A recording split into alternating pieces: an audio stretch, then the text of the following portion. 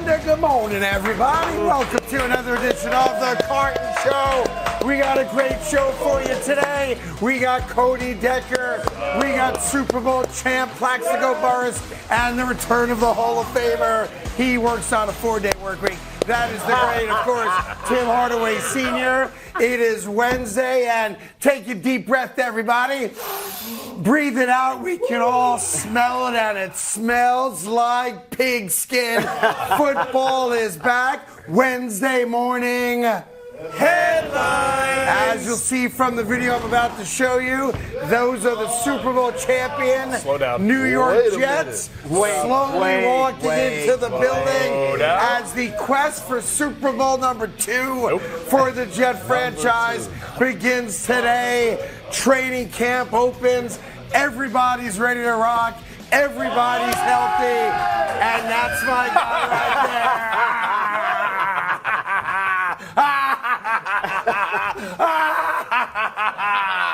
Aaron Rodgers, last man in the building, wearing jean shorts, just like New Jerseyans do, and he's all in plaques. Enough from you, the quarterback is supposed to be the first person. No, not when you're Aaron Rodgers and his camera's rolling and run hard knocks. Just for today. You got to be the last guy in. Just for today, he's the last guy. Then you have Liv Schreiber going, and then Aaron Rodgers showed up, and the Super Bowl had been won. A little birdie told me that you were going to be at the first practice today, sold out, with Fireman Ed. I was invited to the practice with Fireman Ed. Oh, wow, look at you. But I'm not that guy. It's hot outside, man. Yeah, it's hot outside. Definitely. And unless they've got a fan blowing cold air in my direction, I'll be home dripping and sipping on a pina colada. Anyhow, the Jets show up. Training camp is now officially open. He is here. Woo, look how handsome my guy is. And that also means that the NFL season has officially, Quinn Williams, what's up? Has officially begun. And for all of us, I don't care who you root for, today is a very special day because it's the day we all wait for as soon as the Super Bowl comes to an end. When does football start again? So while it happens to be the New York Jets as they get ready for the Hall of Fame game against the Cleveland Browns, today is a celebration for all of us, the return of football, because today almost every team can lay claim to the hope we're going to be good enough to get into the playoffs. Not your Bears so much, but the majority of teams, at least today, say, hey, maybe we're the team this year that makes the run. Everybody's starting with a clean slate. I mean, this is what you train for going into a new healthy season, and just being optimistic and, working hard all off season and hope that your training has paid off and you take a step further as an athlete and getting better at your craft. Of course, this is not a special day for Plaxico Burress. He usually limped into the building on the first day because he's like, it's July. I always practice the first day. The second day you limped in. Coach, I don't know about the hammy, Coach. I'm not sure about the hammy, Coach. And he's holding his quad. Come on. There's one thing that remains true about these guys walking into the building on the first day of training camp. Oh, they help. This is the best you will feel until March. That's a very, very good point. No doubt about it. Listen, headline number 2, we stay in football and we happen to stay in New York. Saquon Barkley did a podcast interview, and to be totally transparent about it, he did it a couple days prior to the deadline for when he had to get the contract signed. But what he said in this podcast interview is very revealing, and that is, and he's very open about it, the fact that while he's not this guy, he does have to consider not playing. Listen to Saquon Barkley here. Go ahead. My leverage is, I can say you to the Giants, I can say to my teammates and be like, you want me to show you my worth? You want to show you how valuable I am to the team? I won't show up. I won't play it down. And that's a play I can use. Anybody knows me, knows that's not something I want to do. But it's something that crossed my mind. It's like I never thought I would ever do that, but now I'm at a point where it's like, Jesus, I might have to take it to this level. Yeah, and that's the sad thing if you're a New York Giants fan. I double-checked. The New York Giants last year won 10 games. 9 of the 10 games were decided that they won by a single score. meaning that he had a major impact, obviously, in them winning those 10 games and getting to the playoffs and winning a playoff game. Now, to be fair, that interview took place a couple days prior to everything laying out, but what he's saying there is accurate. If you know me, I'm not that dude. It has also come out, confirmed now, that they were $2 million apart. And I blame both sides on that. Right. If you are that close to getting a deal done, you got to get the deal done. Right. If you're $10 million apart, I get it. When you're that close, it's in both your interests to get the damn deal done. Even as you said yesterday, Plax, on the Saquon side, give me a reachable incentive. Something that we pretty much know I'm going to reach so I can get that extra $1 million, and I'll come down $1 million, and we're good. Right. And I think both sides are ultimately going to regret the fact that they did not get a deal done. I mean, everybody's losing in this situation. Yep. And why didn't this interview come out yesterday on Monday? Before the franchise tag deadline. And this is the first time I've heard him speak about this publicly. And just yesterday, I was saying I'm trying to read in between the lines of the tweet. It is what it is. Maybe he's the guy that has to take a stand to break the cycle and to break the trend. And nobody's winning in this situation. I think Daniel Jones is going to be the person that suffers the most from this. I have to agree with you. Because he's going to be forced to make more plays. Well, just think about this. If you won, I was at 8 or 9 of the 10 games by 8 points or less, so by a single score, and then you look at the stats that Saquon had in those wins, it's not like a leap of faith to tell you that they won maybe not every one of those games, but at least half of those games based on the fact that he had a great game. So now you're a team that barely got by last year, and to your credit, did win 10 games and did go to the playoffs and did win a playoff game, and you're now potentially willing to walk away from the guy that's most responsible for you winning those games. It doesn't make good business sense. And on the Saquon side, the only thing he said, which we've been talking about for a while now, is I'm not going to take less guaranteed money than what I'm going to get if you franchise me in back-to-back years, which is $22 million. Right. So he was saying, look, just give me a little bit more than that. It may be $1 million, maybe $2 million, and the deal's done. This is bad juju all the way around, and I can't have bad juju on the day that training camp opens. So for the rest of this show, on the New York Giants. Sorry, Black, that's what it's going to be. Well, until the next segment. We'll get right back at it. There's not a lot going on right now, big guy. Headline number 3, more football. We now have more smoke, which leads to ultimate fire, that Bill Belichick's going to get fired during the season. Oh, no. Yeah. No chance. Wouldn't that be great? It would be. 25 and 25 since Brady left. Yeah, that's right. I don't believe he's on the hot seat. I don't believe Robert Kraft will fire Bill Belichick, not even during the season. After the season, I think Bill Belichick's going to leave under his own. He's 30 wins away from Don Shula's all-time record for most wins by a coach. Well, he won't get him there with Mac Jones. He's not winning 30 with Mac Jones, exactly right. Maybe over 4 years, he could win 30. But Robert Kraft said it. Look, I'm 82 years old. I just got married. Life is great. I'm a billionaire. I am going to hand the team over to my kids one day. I need one more before, I'm gone. And when you're in your 80s, you're gone pretty soon. One more what? We call that Super Bowl, the Vince Lombardi Trophy. Championship. A chip. I need one more chip. That's going to be tough. Yeah, well, it's very tough, but Robert Kraft's like, look, I respect Bill Belichick, arguably the greatest coach of all time, but I'm not tolerating, losing season or at least non-playoff winning season after non-playoff, blah, blah, blah, blah, blah, blah. They've won a playoff game in over 3 years. Well, he really doesn't have a choice. They just have a bad football team. Bingo. That's exactly right, and I love it. Now, they can't suffer enough. Can they spend money to get better? In theory, you can, but they didn't this year. No. So, and they are, I don't care. Is Robert Kraft willing to do that? Yes, he has always spent money. That's not been the issue, but the issue for them is that you have a very good young Bills team with Josh Allen.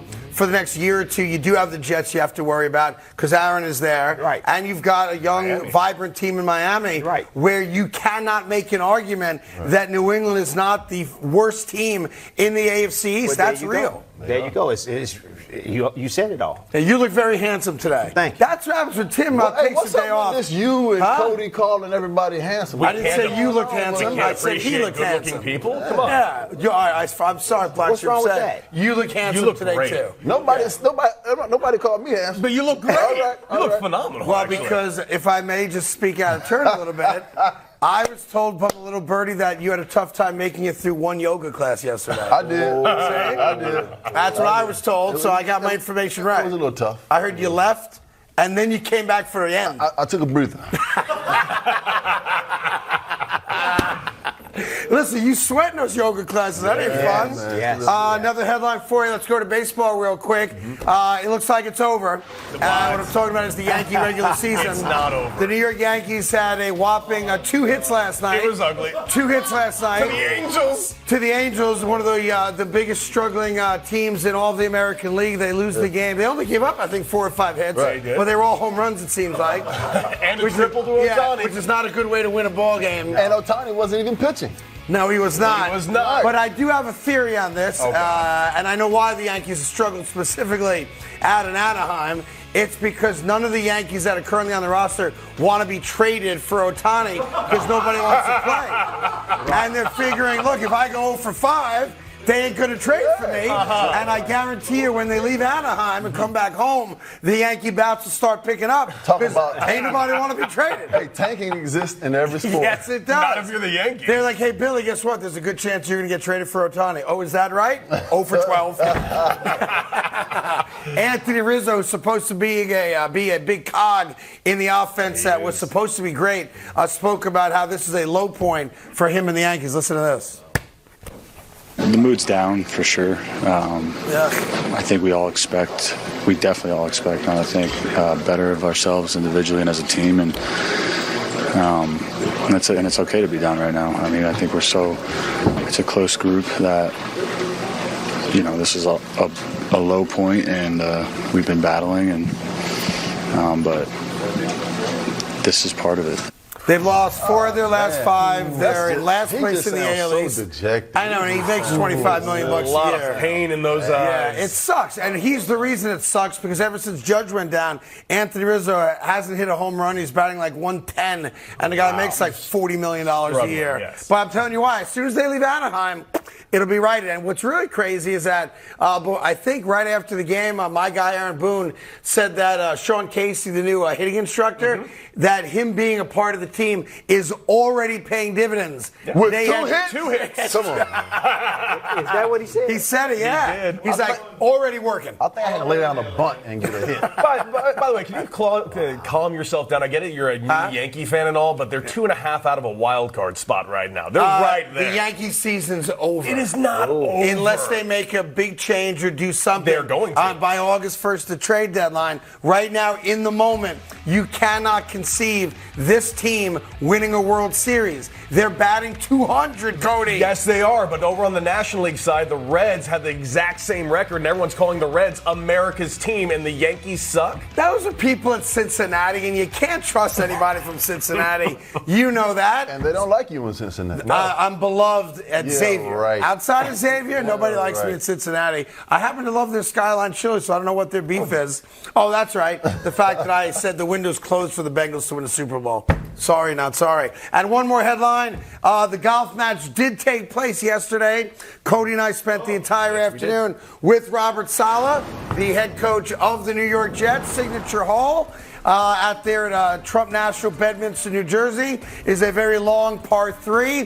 One guy at the table parred it. One guy did not. So let me ask you a question. Why is this a headline? What? Why is this a headline? Because, good question, Blacks. We was talking about sports here. Because we talk sports, Yeah. and I was playing sports yesterday. Yeah. Yeah. Why are you a Look at- headline? By the way, 40-foot birdie putt. That's me. I drove the green. I'm on the green in regulation. 40-foot putt. Not one little warm-up swing. I don't mess around on a course. Nice. Line it up 40 feet. Tick, tick, tick, tick, tick, tick, tick, tick, tick. And that's a miss. Oh, miss. That's why I always. That's why You mean it's a I put the miss? stick out. You got to put the stick out. Yeah, by the way, you're right. And if you just want to see it for the sake of it being my show, so I can show you what I want, that's Handsome Me on the par 3, and that's called a $175 pin high on the green plaques. While you were walking out of Bikram yoga, I was playing sports. Well, I don't know if that can be classified as a sport, but I'm still wondering why you made the headlines today. Well, because of that, right there. And Cody. Well, Cody was my invited guest. Okay. Yes. Well, after you said no. There you go. Okay. Cody, it got so bad for Cody yesterday, and not his fault 100%, that he pulled out of his bag a fluorescent orange ball. I did. Because he was tired of losing the white ones. Wait, to be fair, I was losing balls, but I was hitting them just off the fairway, and the grass was so high. I Anyhow, couldn't it was find them. fun, and our thanks to Robert Saleh, head coach of the Jets, for inviting us out to the course to play some golf. Much more on the Jets coming up. We actually have a couple of pressing basketball issues to get to, including the latest on James Harden in Philly. Daryl Morey has spoken publicly for the first time since the rumored report of their relationship being fractured. We'll tell you what he said right after this.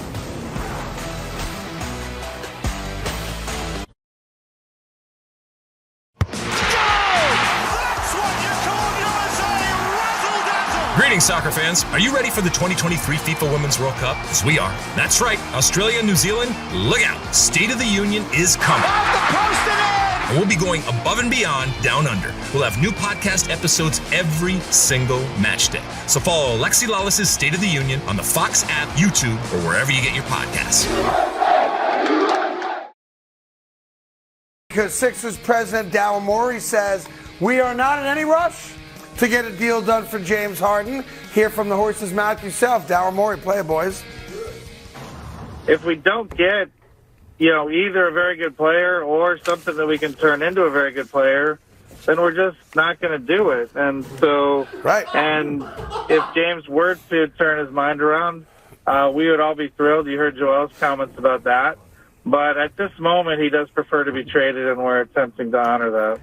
Yeah, look, he's only there for a cup of coffee, just like he was in Brooklyn, in and out, see you later, thanks for nothing. But what Daryl Morey's saying applies to a lot of teams, most notably Portland and the Dame Lillard stuff. Yeah, if we can get what we view as legitimate value back, we will make the trade. But we're not going to trade it just because you'd suddenly decide you don't want to live in Philadelphia anymore. If we get commensurate value back, we're good. We'll let you go. We respect that. But if we can't, guess what? You're suiting up for us, right? And you have a chance to win with us. This is looking just like the Ben Simmons. Similar, yes. Similar. And, James Harden can be disgruntled too. Yes. And I think that he did in Houston famously. He did in Houston. He did in Brooklyn. And I think that he is going to do it here if he doesn't get traded by training camp. And if he's going to have that uniform on day one, it's going to be that situation like a Ben Simmons. Can I just say this? And I mean, Daryl Morey is doing right.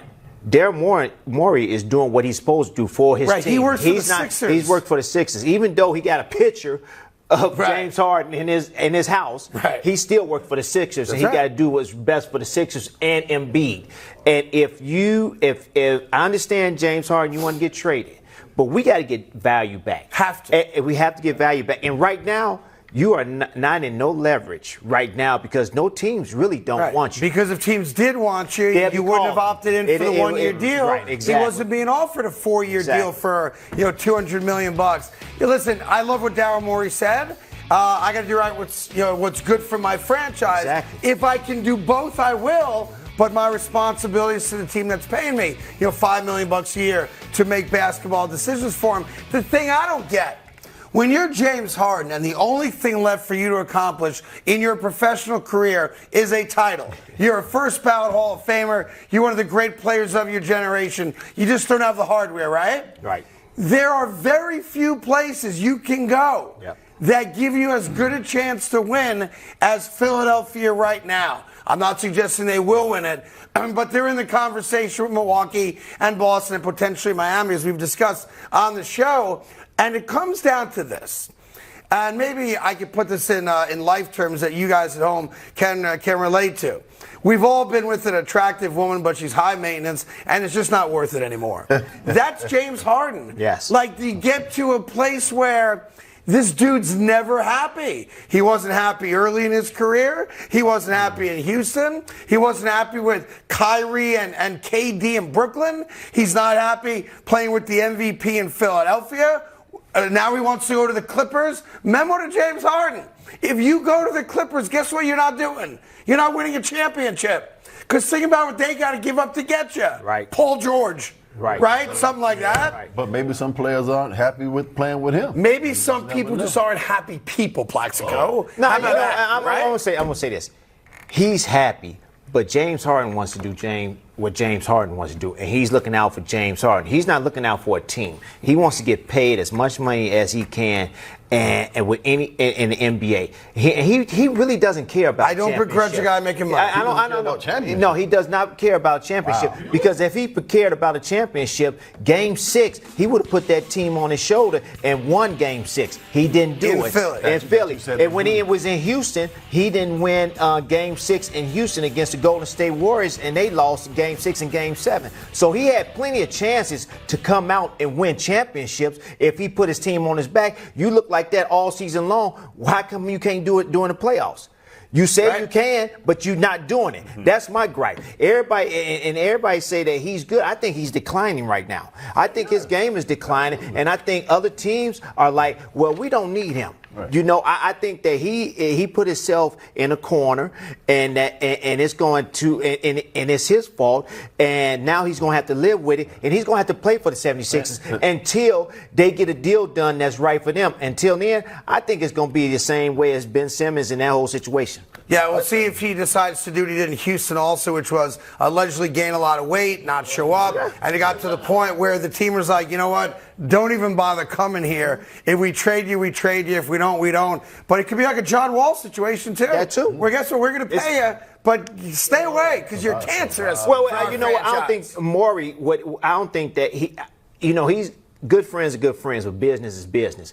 And the owner is going to tell you what he wants out of you and his organization. And if you come in fat and out of shape and you're not ready to play and you want to sit down, he's going to be fine like Simmons was fine. Right. So Daryl Morey is not playing. Which was millions of dollars. It's millions of dollars. So James Harden needs to bring his butt in shape, ready to play, because you might not get traded. Daryl Morey was also asked in that radio interview down in Philly on The Fanatic, what about the recent tweet that Joel Embiid put out about, we in this together forever 5 days? Now, I found out what it was, but let's see what Daryl Morey had to say about it. Go ahead. He and I spoke. Look, part of it's just, at the end of the day, he's talking about the business of the NBA. In his mind, he wants to win here. He wants to win it for Philly. That's the only place he wants to win. He absolutely was sort of referencing the fact that, it's not totally in his control where he is at all times. Well, no, it is in his control. He's got a multi-year deal for $200 million with the Philadelphia 76ers. And, by the way, he's your best player in MVP. If it's not in his control, it ain't anybody's control. I heard what he said. You heard what he said, and that is, I want to win a title here or somewhere else.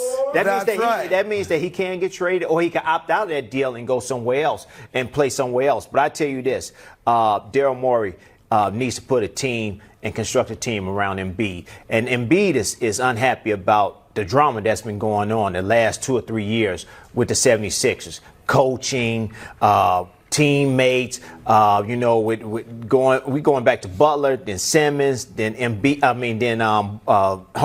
It's a lot of things that's going on. He wants a team that's going to come in and play for about 4 or 5 years together, and let's win a championship, and let's go out and try to win a championship the way we're supposed to. But he's tired of all this the shenanigans that's going around with his team. Well, I'll tell you this. The one thing there are two things, to be fair, you say about Joel Embiid. Great player. That's one, no doubt about that. Has never gotten to an Eastern Conference Finals. So you're talking about NBA championships and going home with the hardware at the end. He's never even gotten to an Eastern Conference Finals. And at some point, that becomes the narrative. Yes. Great player. It's not great player that didn't win. Great player that never got close. Right. And that right now is the unfortunate narrative for Joel Embiid. Plus, he's injury prone. So we'll find out what happens in Philly over the next couple months. One more quick NBA note. This is interesting for you guys as Laker fans or fake Laker fans. Wow. Who do you refer? I didn't Nobody. know. I'm not a fan of anybody. Well, the wind blows. You like the Lakers. I'm a grown man, bro. Are you not a fan of the NBA I'm a team? fan of the sport and the game. That's right. Well, let's get back here. I am a Laker fan, AD is expected to sign an extension with the Lakers. I'm happy. Let's go. I'm going to tell you that. AD, they should work around AD and get some players around AD because LeBron has two more years to go and AD has like about 6 more years to go, 7 more years to go. Yeah, sign an extension and make him your team and have sign around him. A guy that shows up one game, doesn't show up the next game. But you know what? Doesn't show up the next game. Let's give that guy $300 million. Yes, please. I would.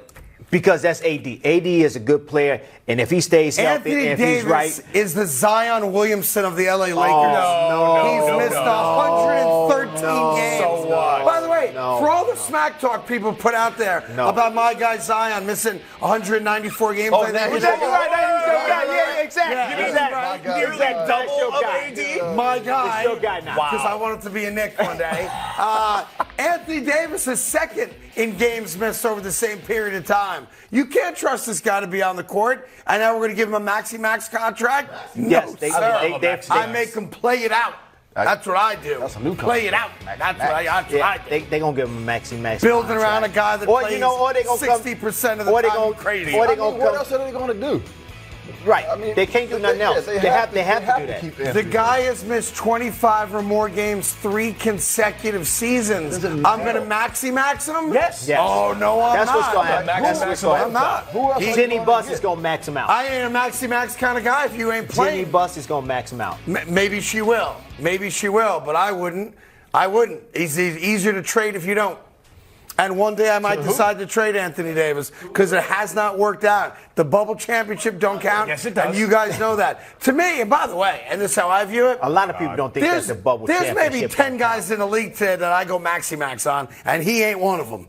I want dudes who play 75 games. Is that too much for you to ask for, Tim? Well, he has to play at least 65 games to get to be eligible for all the other stuff and to get the true maxi-max for sure. Exactly. Great to have Tim Hardaway back. He's very combative today. As you know, it smells like pigskin, which is why I'm holding the Duke. You holding the Duke? Named after Wellington Mara, the former owner of the New York Giants. This ball's known as the Duke. And it smells good. It smells good. Football is back. Dak is back. Interceptions are back. And the Cowboy franchise did something yesterday that's exactly opposite of what they did last year. They actually supported their quarterback. Listen how after this.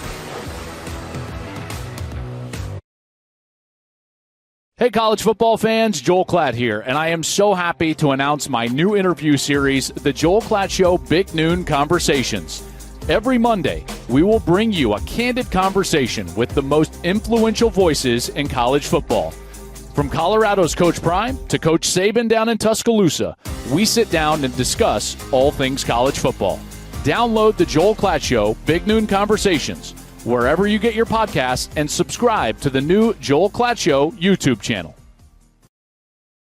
Are we playing? What the? You're absolutely right. Just dribble. What the?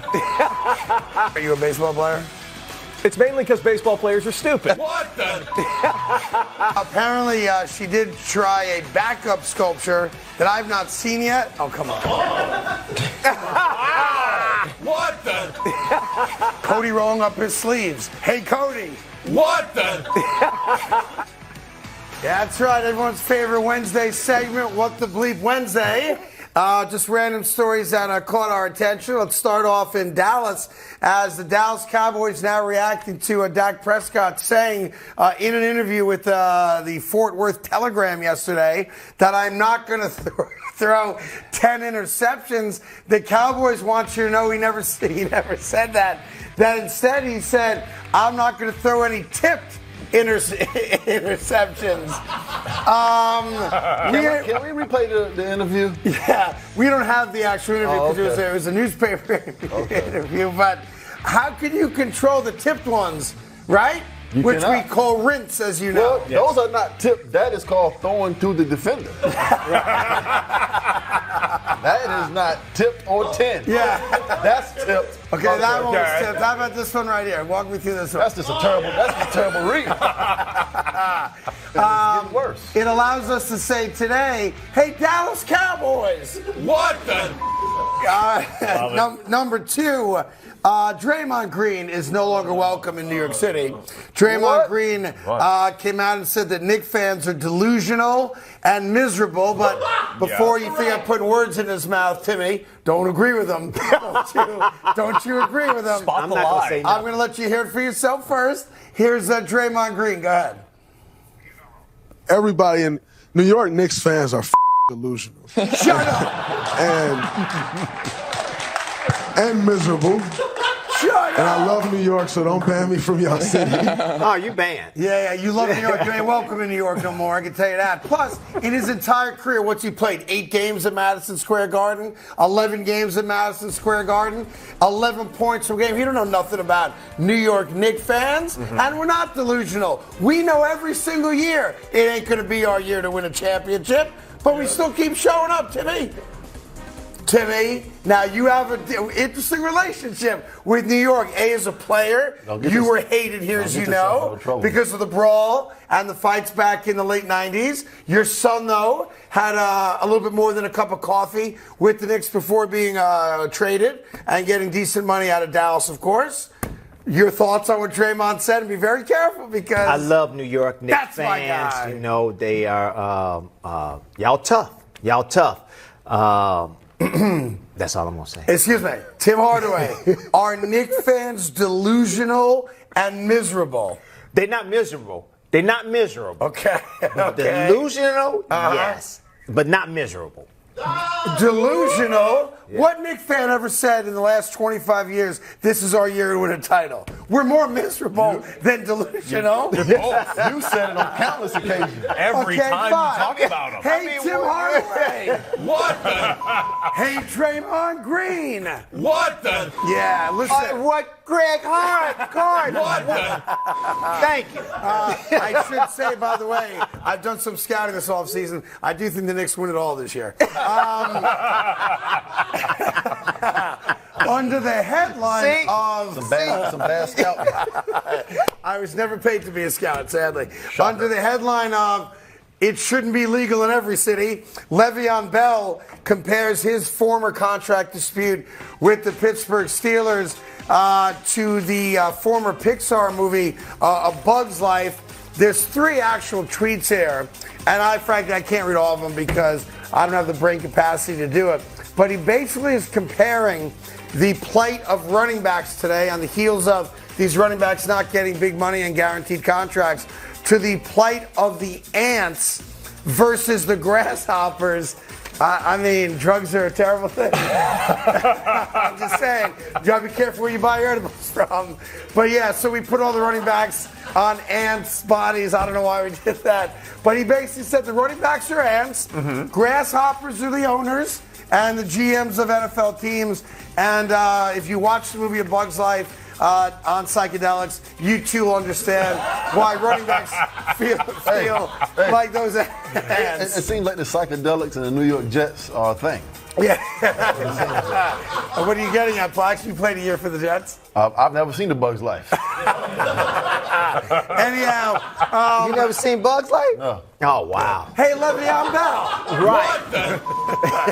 No, because it depends how old your kids are. Right? If your kids are at a certain age, you watch Bug's Life. My son is 16, my daughter's. Yeah, they're not old enough. If the kids were a little bit older, he would have seen it for sure. Okay. Yeah, like you saw The Incredibles, you saw Cars, you saw those. Yeah. Bug's Life, a little off there. Yeah. Anyhow, Jose Canseco, another guy who you have to question what he's putting in his body or inhaling, actually came out yesterday and said, I met an alien ghost But that's not the part that bothers me, because I believe in ghosts. It's the second part that bothers me. Wait. The ghost asked him for chocolate and hamburgers. Well, one, that's an awesome ghost. And second, you believe in ghosts. You believe in alien ghosts as well? I believe that there are ghosts. I don't want to get into it right now on this show, but I totally believe that there's stuff. But I never had an alien ghost ask me for chocolate and hamburgers.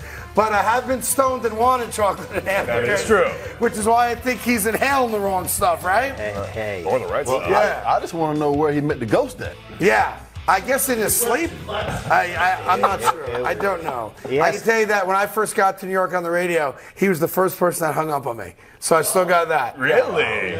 Yeah. Well, there's a whole thing where he wrote the book Juice. Yes. And in the book, he acknowledges that. Well, I don't want to get into it. It's a whole thing about showing other people his wife's boobs, and it was a weird thing. In any event, hey, Jose Canseco. What the? Really, you can say that about any time you mention the word phrase Jose Canseco. Yeah, I'm shocked. I'll be honest. I'm surprised Jose Canseco's still alive. Truth. I'm surprised he's still alive. How about this? Minor League Baseball. We always like to show you great plays. We also like to show you lousy plays. Minor League outfield. I asked these guys to slow it down. I hope they did. No one's actually watching the game. But deep fly ball to right center. Center fielder goes back. Mm-hmm. He goes back. He makes the catch. Oh, nice catch. And then he decides to drop the ball out of his glove over the fence. Is that a home run? That is a home run. So in baseball, they don't count the I'll steps tell you why. after the catch. So I researched this, and Cody can back me up on this. Wow. So he makes the catch. No one's going to dispute that he made the catch.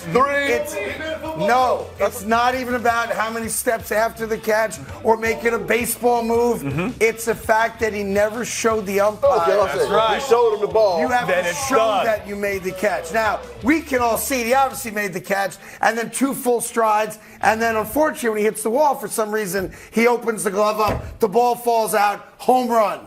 Yeah. So he knew it was a home run when he dropped it. And when he turned around, he kind of knew, like, oh boy, that's not good. Can you imagine being that pitcher? Well, if you're the pitcher, you're like, my ERA.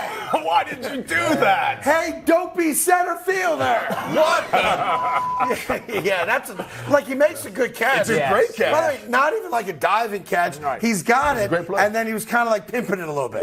You could tell he wanted to pimp it out a little bit. Kind of did his little Bo Jackson up the fence thing. Here's one for you. Major League Baseball, big doings in Seattle. The Seattle Mariners players are up in arms because they found out in a couple recent home games that they've been selling Toronto Blue Jays gear prior to their series against Toronto in Seattle. And a bunch of the players found out about it and said, what the hell is this? And damn, shake my head. Like, why are we selling Blue Jay gear when we're playing the Blue Jays, right? You know why? It's because Seattle's next to Canada, so they think they're going to get a lot of Canadian fans. I don't know how that works. It comes to Vancouver, though. But I do remember when the Yankees were selling Ohtani jerseys. Yeah, you're right. Well, they're trying to get Ohtani. I said the same thing. Hey, Seattle! What the? Yeah, and I got 2 more for you here. Victor Wembanyama, I think in France, just to be fair, they celebrate Halloween in July. I think it's like, Canada's got different holidays than we do. I don't know. But France, apparently, he got a haircut for the summertime, and there are some people that are saying he actually got it because he was going to the French Halloween as a number 2 pencil. There you go. Yeah. That's nobody on that one. I think that's a really good looking haircut. He looks like a pencil.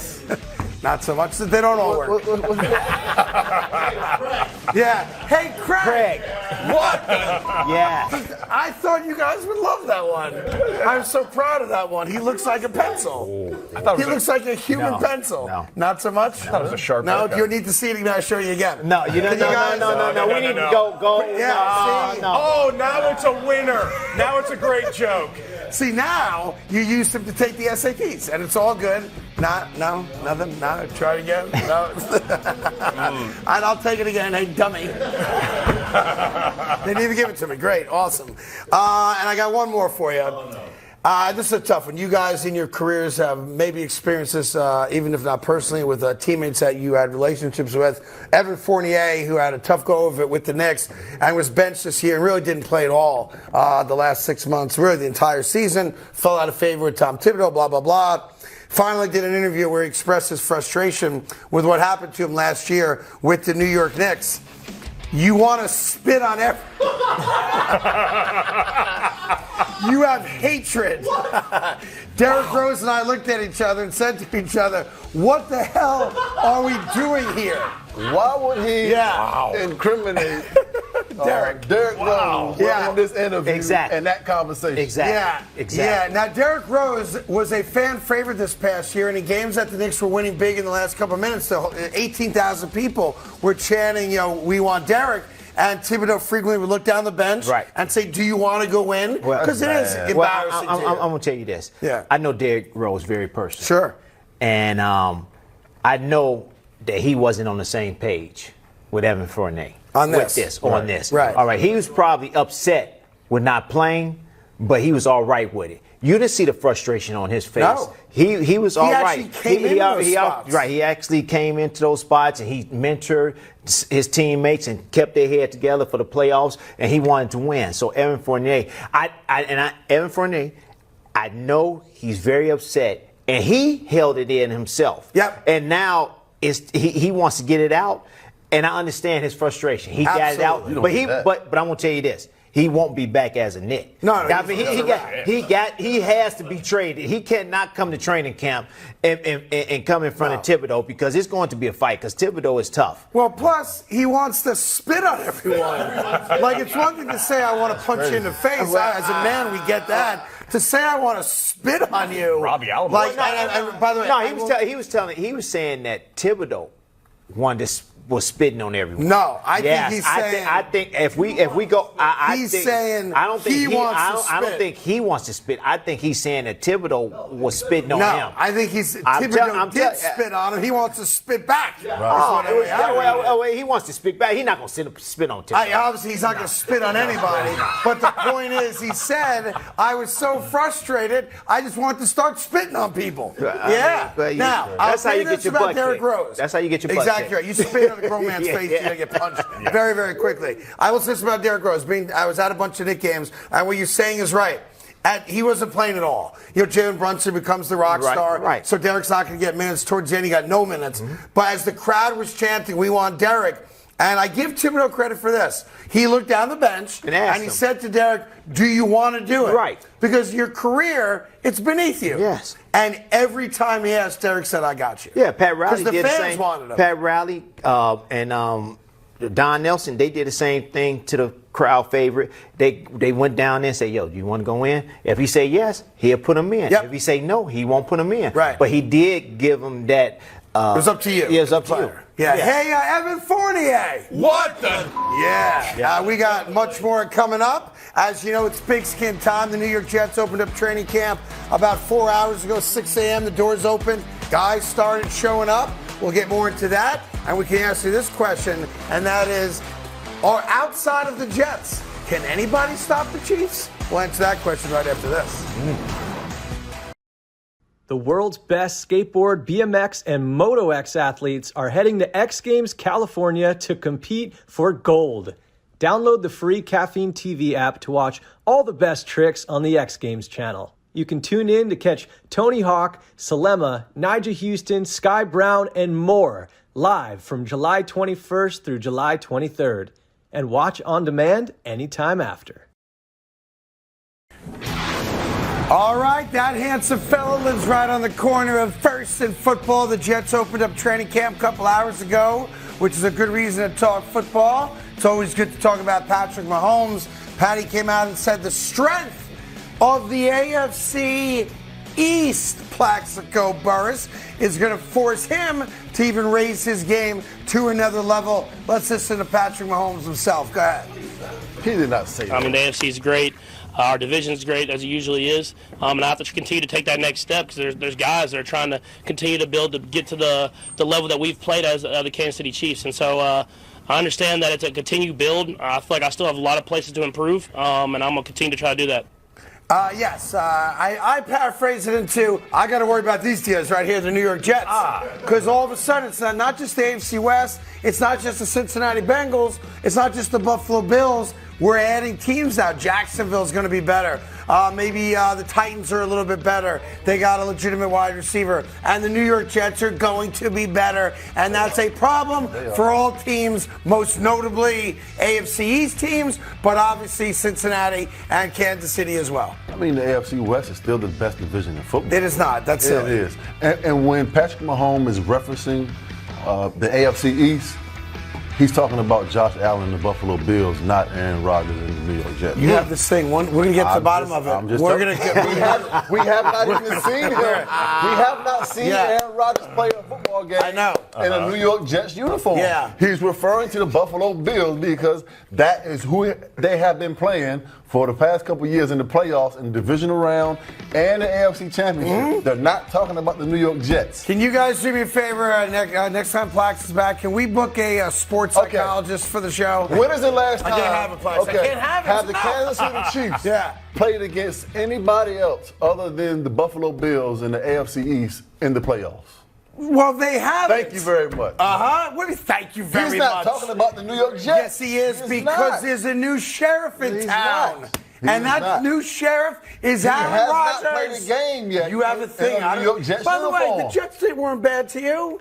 I'm just telling you what the man is referencing. No, he's referencing Aaron Rodgers. Tell him to me. He's talking about Josh Allen and in addition to Josh Allen and Joe Burrow, he's referencing a guy that you kept out of your top 5. And maybe the Miami Dolphins. Just throw them in there. The Dolphins? He's not worried about the Dolphins. Nobody's worried about the Dolphins except for Peter. I think he understands that, the National Football League is getting better. It is. And he wants to pump his game up. He knows that he has to get better. He knows his team has to get better because his other teams are starting to creep up, and that's going to try to take them down. Heavy is the head that wears the crown. I mean, that's the way it is. Yep. And if you wearing that crown, everybody's going to come after you, no matter what. Exactly right. So this is what he's saying to it. He really is talking to his teammates.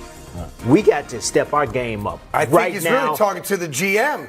Go get me some more talent. That too. As a matter of fact, right? But we got to step our game up right now when we get to training camp. All right, listen. Second in football, I'm going to tell you right now, I hate this story. I hate everything about this story because of the first word on the bottom of your screen there, anonymous. I typically think that means the reporter made it up. An anonymous NFL scout says that Stephon Diggs likes the drama. He likes being the enigmatic guy. First off, scouts don't use big words like that. He'll be on his best behavior until he decides not to be. By the way, the only thing that bothered him, and I told you this directly from the Bills' executive office, was that when he restructured his deal and got some of his money in upfront bonus, which they offered to him, he said to them, I'm happy to restructure, but the money you're freeing up against the cap, how are you going to spend it? And they said, well, let's have a conversation. And he said, I'd love you to go get a guy like, DeAndre Hopkins. Take some pressure off me being double teamed every single snap, right? And they told him they would do that. They didn't do that. That's why the guy was ticked off. You have every right to be ticked off if you feel like you got lied to. So this anonymous scout crap, don't buy it. Sorry, don't. I get it. Right? I hate anonymous sources, too. Yeah, Put your name on it. It doesn't make any sense.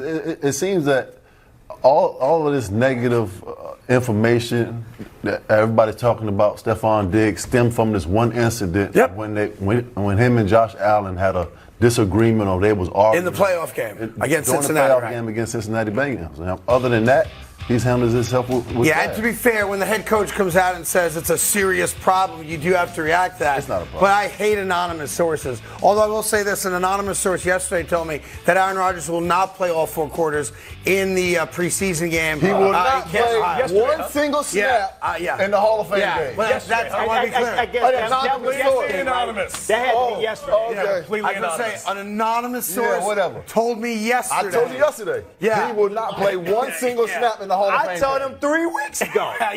But yesterday, an anonymous source told me, do not expect to see our starters in the Hall of Fame game against the Cleveland Browns. Oh, weird. Is that not what I said we yesterday? Trying to tell yeah, you it's that. what we've been saying for a month. You weren't here, but that's what I said yesterday. Yeah, You're right. No, You but were we've been always saying that for a month. Yeah. I, over 3 holes of golf, trying to convince him he was making a mistake. But the anonymous source told me that I was crazy. Your anonymous source came to you after 3 holes? Yeah, after I spent 3 holes saying that sounds real anonymous. It wasn't Cody, that was for sure. Oh, no, I was definitely saying in hole 1. It was somebody else we were playing golf with, but he's anonymous. He is an off-the-record source, told me, do not expect the Jets to play their starters. I mean, a couple guys may get a couple snaps. Yeah, but, after you put one in the water. But well, Cody put one in the water. You have no proof of that? No, we do have proof of it. You told me to say it. I said it. Wow. Oh, they saved it. I said that. I'm not going to lie to you, it wasn't my best day. Third in football. Tua Tagovailoa believes the Dolphins are quote-unquote legit contenders this season. Quote, it can be very, very scary, pretty dangerous.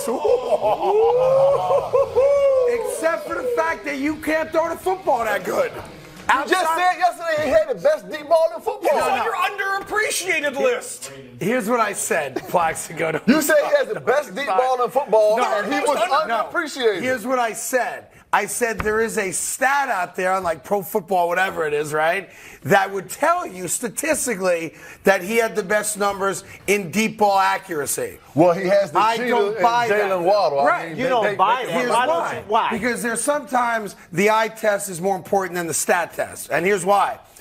Take Plaxico Burress, great wide receiver. He's 6'6", he gets open, right? If he's down the field 50 yards and he's got his man beat by 7 yards, and I come in and I throw it like Tua, and I underthrow it by 30 yards, but Plax is good enough to come back and get it, I get credit for that, but he did all the work. Which is why that deep ball stat for Tua is a joke. He's the worst deep ball passer in all of football. I don't know what's going on in Miami with these professional teams, but Jimmy Butler came out and said yesterday that the Miami Heat are ready to win the world championship. And now today, the Miami Dolphins, Tua has said they are contenders to win a Super Bowl. None of that is true. Bang. Thank you. Thank you. Matter of fact, can I go back a segment? Hey, Tua! No, nice try. Okay. Nice try. And here I thought it was a simple push of a button. Apparently, it's very complicated. Fourth and football, Justin Fields, your guy. Yes. Hardaway's favorite quarterback. Running back. Your guy failed himself a little bit. He flexed yesterday. And doing what? And here's what he did. Okay. He named his top 5 rushing quarterbacks of all time. We've got sound. Play it, guys. But I got to go with my boy Mike Vick. Mike Vick? Got to go with Cam. Cam Newton? Lamar, of course. Lamar Jackson? Me, and then... Me? What? Final. What? Come on. Steve Young, too. Steve Young. Steve Young. Shouts out to Steve Young. Okay, I like that. I like that. I mean, he has himself in the top 5 of all time. Oh, he will be when it's all said and done. That's what I'm saying. That's what I'm saying. But not today. He don't throw the ball. Not today. He does throw it. He just doesn't complete the passes. Oh, why is he a quarterback? He has no one to throw it to. Why is he a quarterback? By the way, y'all drafted him? Right. To be fair, he did leave Randall Cunningham off that. Yeah, you got Correct. Randall. If you look, well, he wasn't the greatest running quarterback. Okay. If you look at it historically, you got to be fair. Fran Tarkenton was probably first. Oh, yeah. Randall Cunningham changed the game in the late '80s, of course, with the Philadelphia Eagles, and then the guys he mentioned. But he don't know Bart Tarkenton. Kaepernick was good. And how about I have to say this? I have to say it, and you're going to yell at me for saying it. Oh, God. But if you're doing the top 5 rushing quarterbacks in the game today, which is obviously not what he was getting at, Danny Jones has to be on that list. Wow. Daniel Jones is as good a rushing quarterback as any quarterback in football right now. 700 yards on the ground, right? And what do you have, 7 rushing touchdowns? He's better than Fields? Huh? Because Fields is running. Yes, he's not better than Fields, but he's in the top 5 right now. And everyone discounts that about Daniel Jones' game. He will be the top rushing quarterback this year if Saquon Barkley doesn't suit up. He will be. And by the way, I know we got to wrap it up here, but part of the reason when you talk about the devaluing of running backs is because so many quarterbacks in the league now either lead or come close to leading their team in rushing. The dynamic of the position has changed. You now expect your quarterback in a lot of teams to be able to run the ball for 400, 500, 600 yards over the course of a season, meaning your running back's not getting the same amount of touches. I mean, the athletes are so freaky these days on the defensive side. You have to be mobile at the quarterback position to be able to make plays. Listen, we got your mid-show headlines coming up. It all starts off with this right here. Pigskin is back. The Jets open up camp. And we finally heard from Saquon Barkley. He is willing to consider a full season holdout. That would not be good for the New York Giants. More on that right after this on FS1.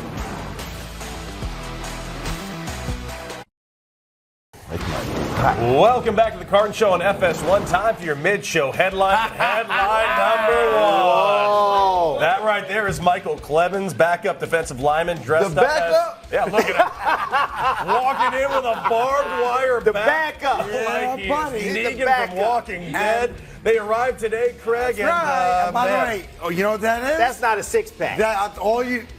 That's not a six-pack. You and I would pay for that body. No, right there. I got that body right now. That ain't no six-pack. I would tell you this. Is that a six-pack?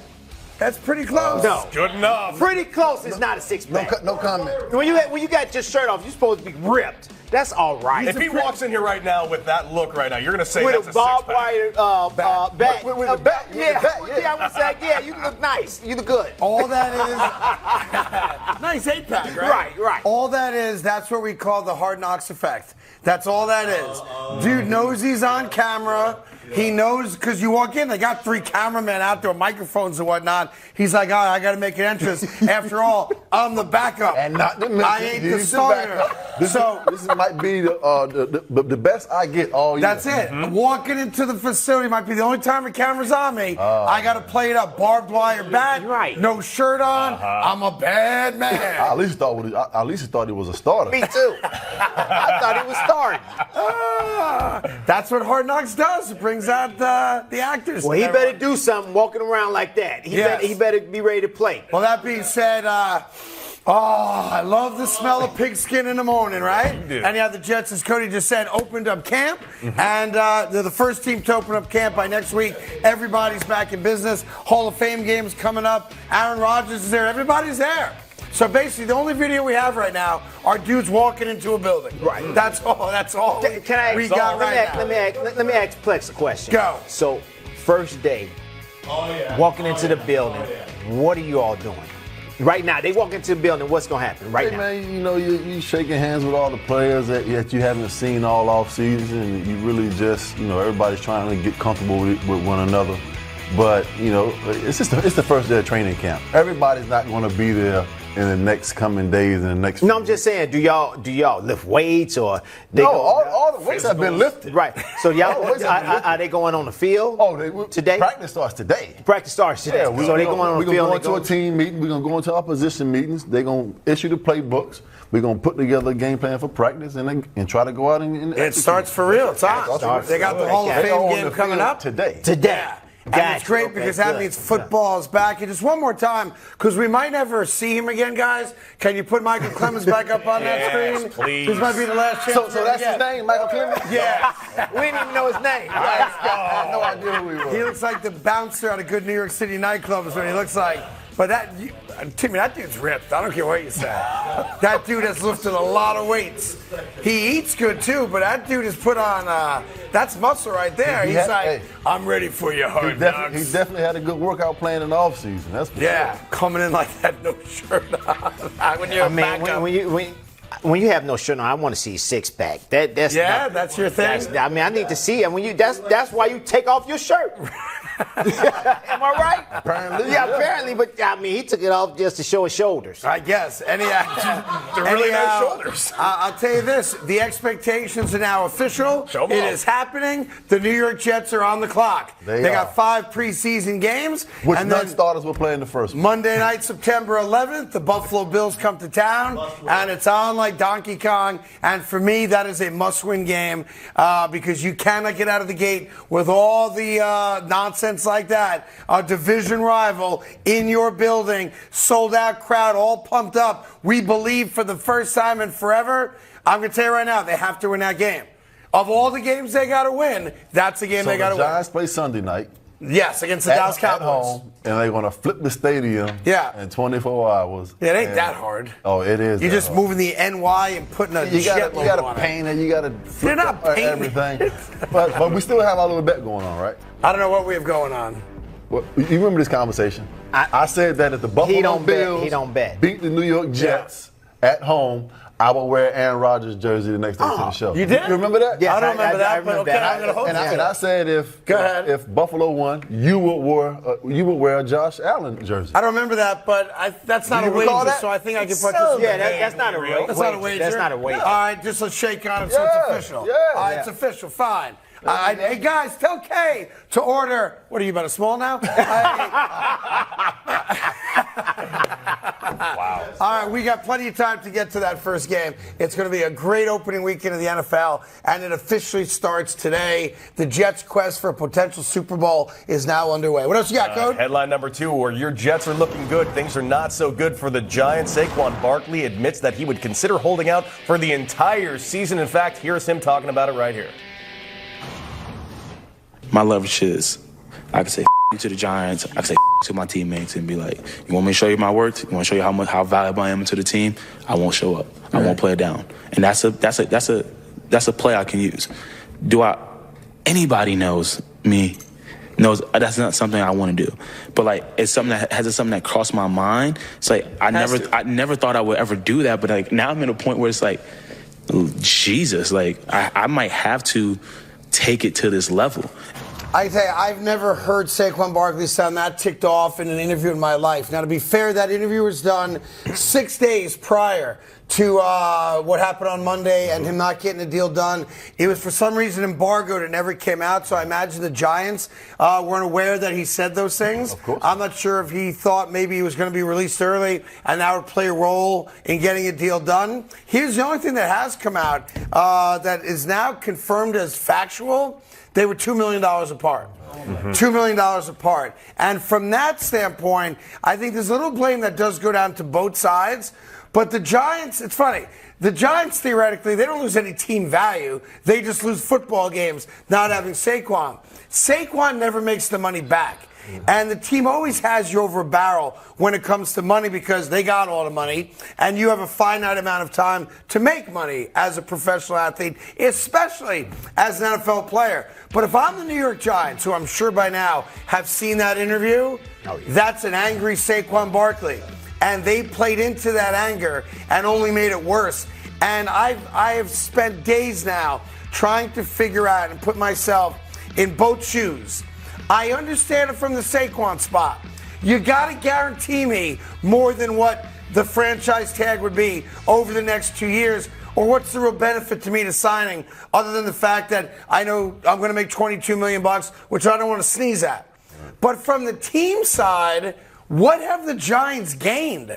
Now you've got an upset player. I guarantee you there's other guys in that locker room who now view the upcoming season as, we're not nearly as good as we would have been without Saquon Barkley. So they're ticked off about it. Brian Dable can't be happy about it. The offensive coordinator's now sitting there going, do I have to redo the whole playbook? Right? Yeah. So now no disrespect to Matt Breida, who's the backup running back who now gets elevated for the moment to be their starter if he does hold out. But I got a whole game plan I'm getting ready to put in and a playbook that completely changes if this guy ain't playing. And the most alarming thing about what Saquon Barkley said is that I might have to take it to that level. Right. Mm-hmm. That's scary coming from him because I've never heard him speak in that manner. And if you're a player and you know exactly what you want, if he's willing not to sign a contract over $2 million, then there's no ending to what he might do. Right. So he may miss a game or two, or maybe not even play. Now remember, So a game costs him, if he does sit out, and listen, it's his right to do it, it costs him $560,000 every game he decides not to play. But he chose not to sign a contract over $2 million. Correct. So what does that tell you? That he's dug in. Right. Yeah. And by the way, Giants too. The Giants chose not to get the deal done over $2 million also. So they've dug in now. They're done digging. There's nothing else for them to do. And now, but he still didn't sign the franchise. He did not. He did not. No. So if he missed games, he doesn't get anything taken out of his contract. No, he just doesn't get paid. But let's say if he skips game 1 against the Dallas Cowboys and then comes in and says, all right, I'm ready to start in game 2, the money he would have made for game 1 gets deducted from him. Of course. Yeah. No, so he would lose $560,000 for every game he decides I'm not playing in. And so it's just, it makes no sense. If you told me they were $10 million apart, I get it. Like if I'm selling a house and I'm trying to sell it for $1 million and you're offering me $100,000, we're not doing a deal. But if I'm selling a house for $1 million and you're offering me $900,000, we probably get a deal done, right? That's why this thing bothers me so They much. should have gave some incentives like, here go $1 million for making weight. You know you're gonna make your weight. Here go $1 million for making weight all this year. You get $100,000 every week. You make your weight. Yeah, there's a lot of ways they could have done But that. going back to this playbook, Saquon is the offense. Right. So this offense is pretty much built around him. The last thing that the Giants want on opening night is for Daniel Jones to go out there and throw the ball 40, 45, 50 times a game because that is not the recipe in which they want to conduct their offense. Trust me. Yeah, and listen, I will say this a million times. The New York Giants last year, hey, Troy, is it 8 or 9? I think it's 9. 9 out of their 10 wins were by a single score, meaning that they've got the ball late in the game, trying to run out the clock, and what do you do? You hope you have a legitimate running back that you trust to hand the ball off to. So the fact that we've devalued the position when every one of us watch our favorite teams play, and we know when I got a 1-point lead with 2 minutes to go, I'm handing the ball off, and now I'm turning around and my best player's not behind my quarterback. And I'll tell you the other part of it. It negatively impacts everybody. Because if I'm a defense, I ain't got to worry about Saquon Barkley. Until Matt Breida proves himself, and maybe he will, we don't know, to be fair to the kid, I'm blitzing Daniel Jones every down. Teams are going to pressure Daniel Jones up the middle because we already know that the New York Giants don't have one of the best offensive line coming into the season. So if you're a defensive coordinator and you're looking at Daniel Jones and him not being able to diagnose coverages and throw the ball accurately, they're going to blitz him all day long. Yeah, it's just so stupid. And I think both sides made a mistake here. There was a deal to be had there, and they should have gotten it done. $2 million in our world's a lot of money. In their world, it's not. And sometimes, what's the old saying? Penny wise, pound foolish? Something like that. I've never heard Penny that. wise. I've never heard that. It's a classic phrase. I use it daily. Don't we use this? That's a phrase. It's a Where phrase. did that come from? Penny wise, pound foolish. Yeah, that's what it is. Penny round what? What happened? Penny wise. Yeah, penny wise, pound foolish. Yeah, penny wise. I've never heard that. People in glass houses sink ships. It's called penny wise, pound foolish. It means like biting off your nose to spite your face. Yeah. That's all. A bird in the hand's worth 2 in the bush. You actually got that. And the last and most important one, yabba dabba doo. What else you got, Cody? Headline number 3. Sixers president Daryl Morey says they won't rush to trade James Harden. Harden You know why? Why is that? Because Harden said yabba dabba. Harden led the NBA in assists last season, and 21 points per game was the lowest since 2021. Sorry, it's 2011, 2012. And here's Daryl Morey on whether or not they're going to trade Harden. Well, we can't hear Dallas. Or something that we can turn into a very good player, then we're just not going to do it. And if James were to turn his mind around, we would all be thrilled. You heard Joel's comments about that. But at this moment, he does prefer to be traded, and we're attempting to honor that. Yeah, but the point of what he's saying is that we got to get value back for him. We'll try to trade you, but to be fair, I think you learned that there aren't a lot of people that want you at the amount of money you're going to get paid and want to get paid in the future, which is why you opted in to the 1 year, $36.5 million deal anyway, right? Yes. So the reality is that we're going to run our franchise based on what's best for our franchise. We want you back because you had a great year. And by the way, if you look back on it, while he didn't score 30 points a game, he recognized, I got a guy I can give the rock to who's in his prime. So I give Harden credit for last year. 11 assists a game, 21 points a game. He made Joel Embiid a legitimate MVP candidate last year. What I'm trying to figure out, and maybe we'll never figure it out, is why this guy isn't happy anywhere. He has played with some of the great players of his generation, not happy. He's been on teams that have legitimate championship aspirations, not happy. He's been the focal point of a franchise, not happy. He's beloved by the former owner of the Sixers who still has a voice in the room, not happy. He's one of those guys that's just not happy. But if I'm Daryl Morey, unless I'm getting Paul George back or a town of that level, I ain't trading you. Because I'm trying to win a championship. Exactly. And you can be a part of it. But he don't want to be a part of it. It's all about James Harden. And again, like I said before, Daryl Morey is doing the right thing. He's doing the right thing for the 76ers. James, we're not going to trade you until we get something that we want back and we think that's going to be better for our team if we lose you.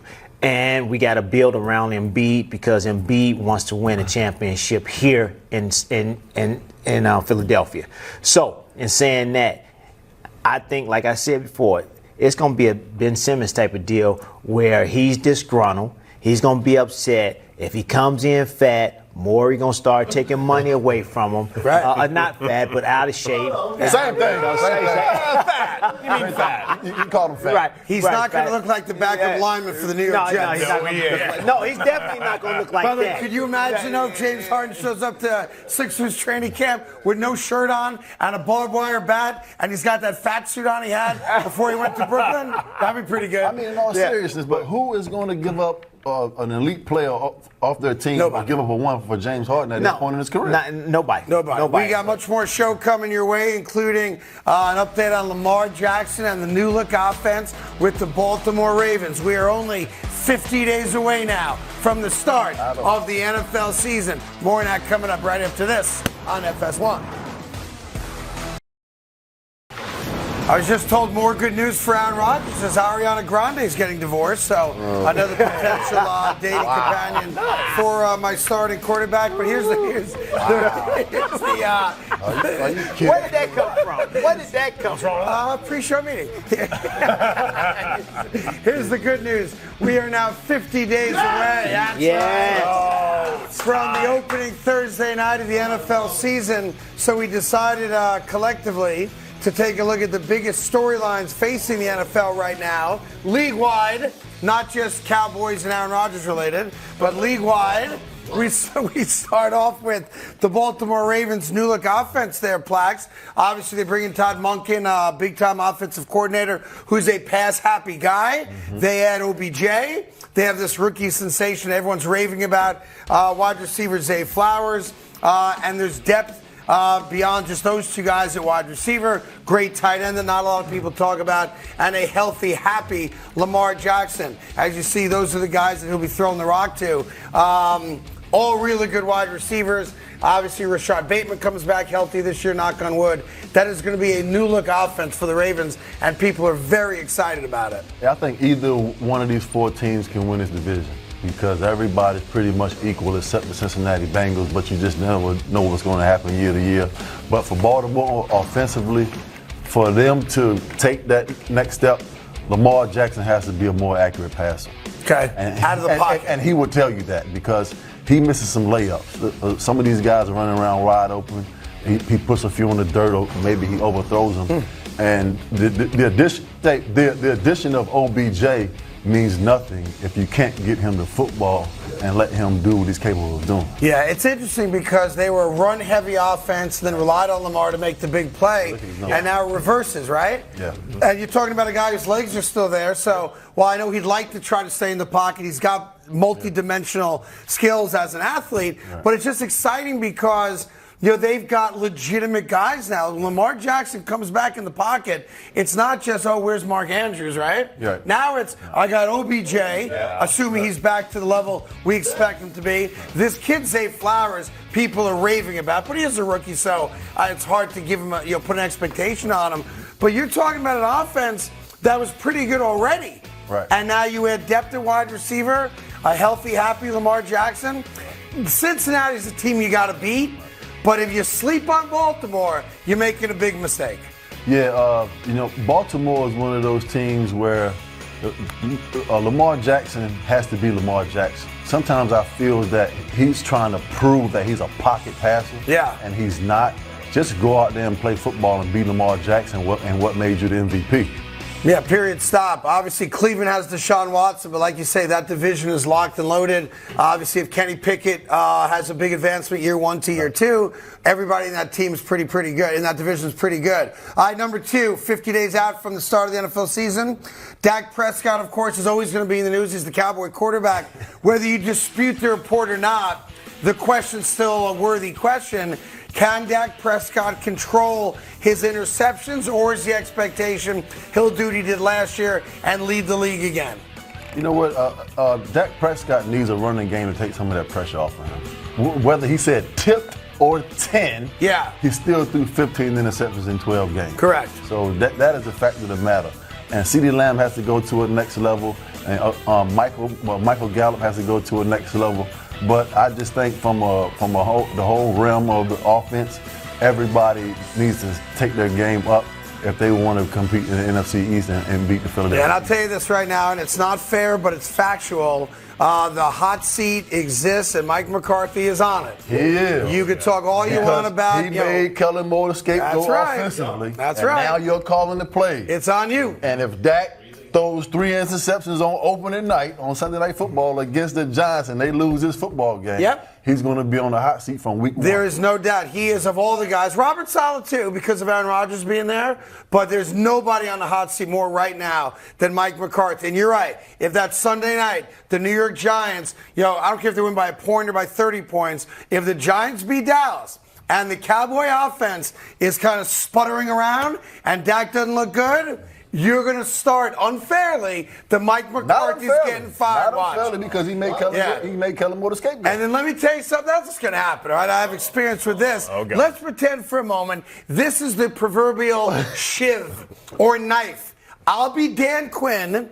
And for the sake of this experiment, my dear friend, hi Timmy. I'm listening. Tim Hardaway is going to be Mike McCarthy. If you could just turn your chair a little bit this way, Timmy. Oh, you going to stab me in the back? Right over here. What? I'm Dan Quinn. He's Mike McCarthy. Yeah!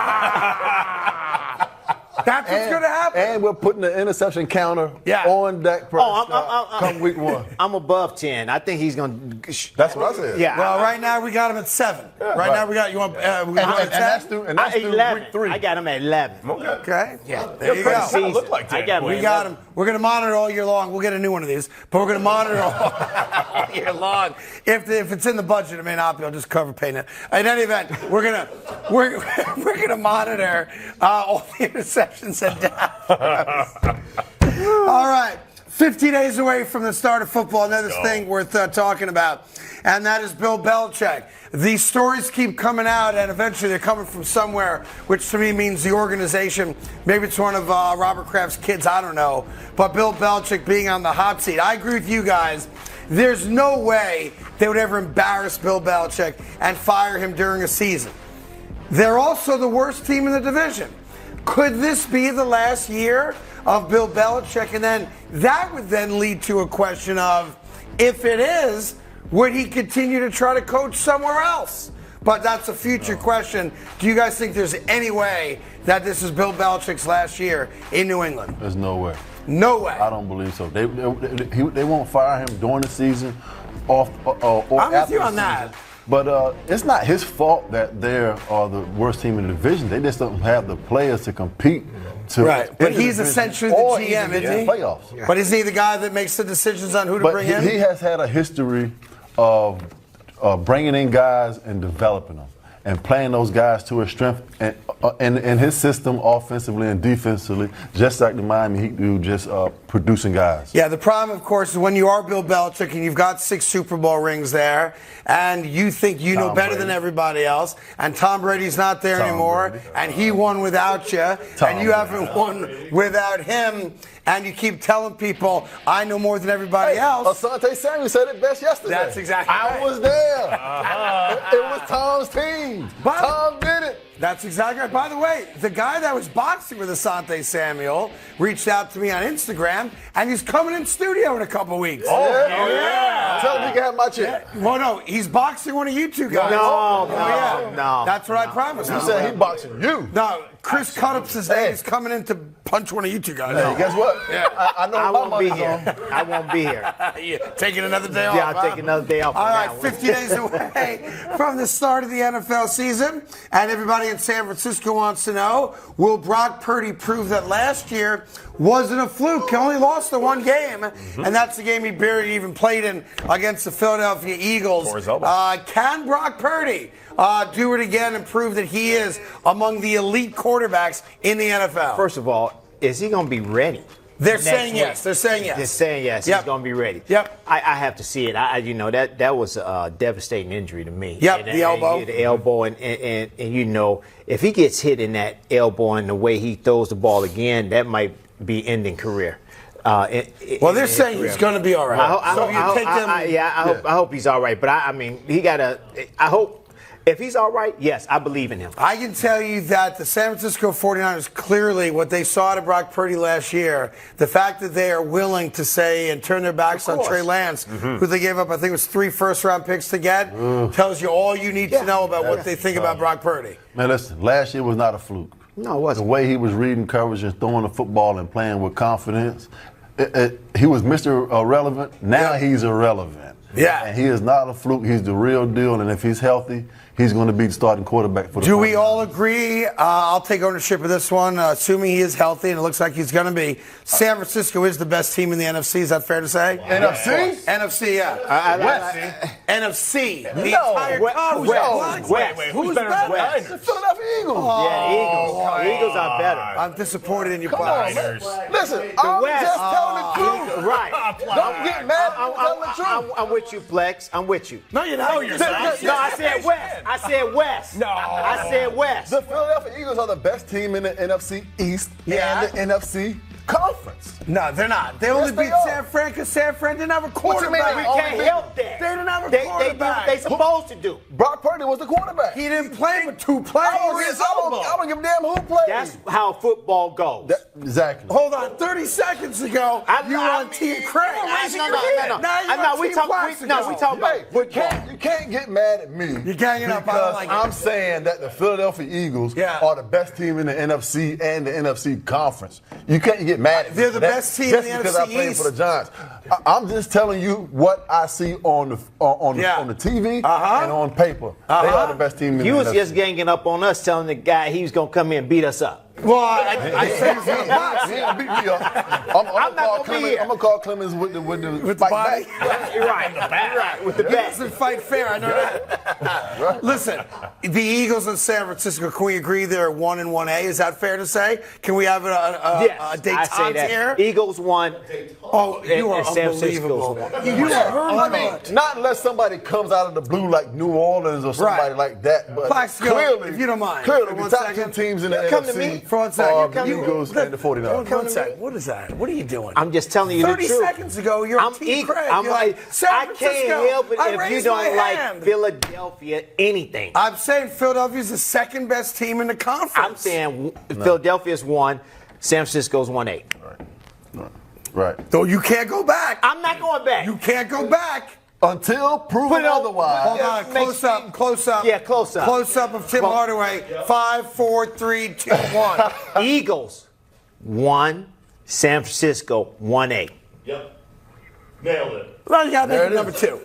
You got to make him number 2. You can't go 1A. It's a cop out. 2 then. That's what you said. You said 1-1-A. 2. That was the caveat It doesn't you matter. suggested. 1-1A, you seal 2. All this is the athletes ganging up against me. That's all this is. I'll give you one more. 50 days away from the start of the NFL season. Here's a storyline for you.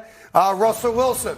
Obviously, Sean Payton is there. Russell Wilson looks great physically. His offseason workout regimen has been legit. I'll give him that. But expectation, bounce-back season because you've got a coach like Payton, or are we kind of selling wolf tickets on that? I wouldn't say bounce back, but I think Russell Wilson will play better than he played last year for sure. Yeah. In Sean Payton's offense, because everybody knows that Sean Payton is a quarterback guru. But I still place them in third in that division behind Kansas City and the Los Angeles Chargers.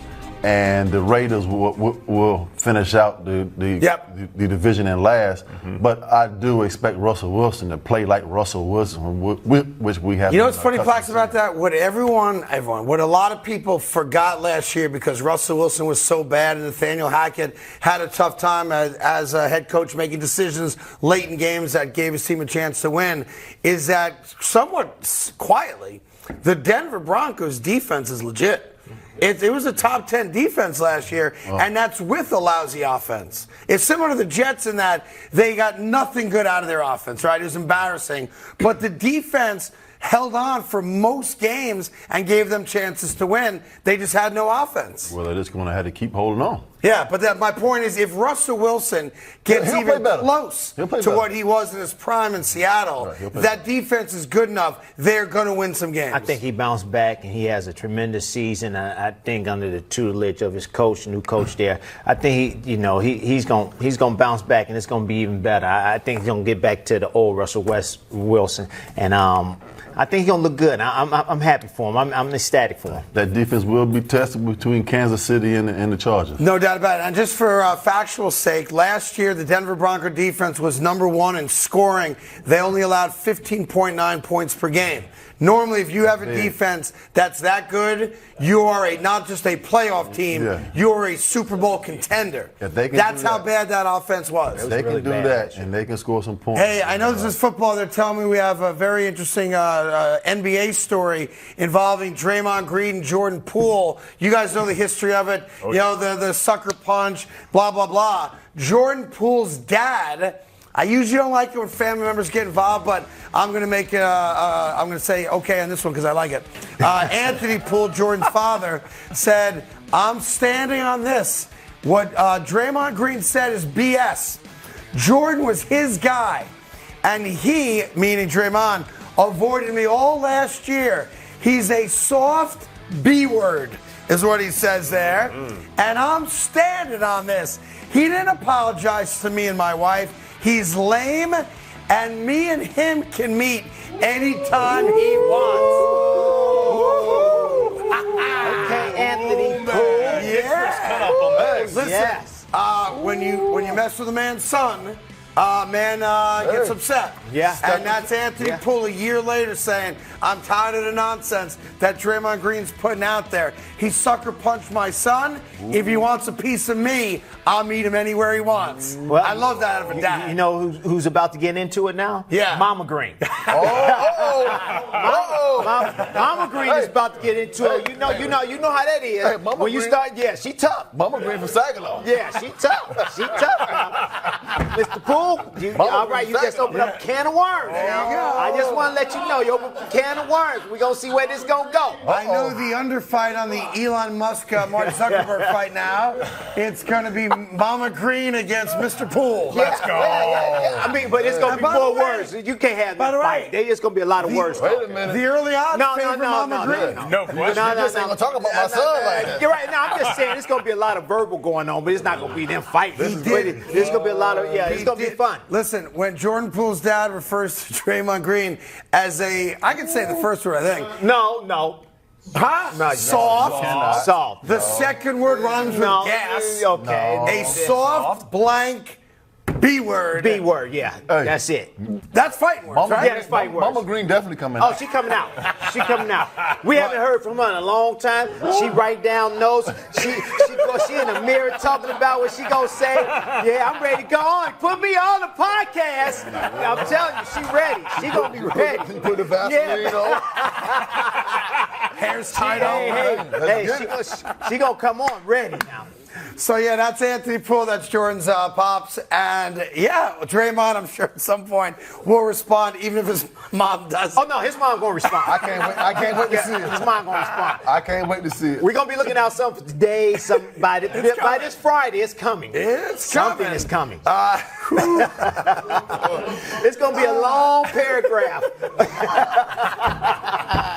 Imagine if she calls a press conference. Oh, yeah, right. Exactly. I have a statement I'd like to make. Exactly. My son is not a Right. All right, listen, we got much more show coming your way. It's football time as the New York Jets open training camp today. All the teams will follow in suit. It's First and Football right after this.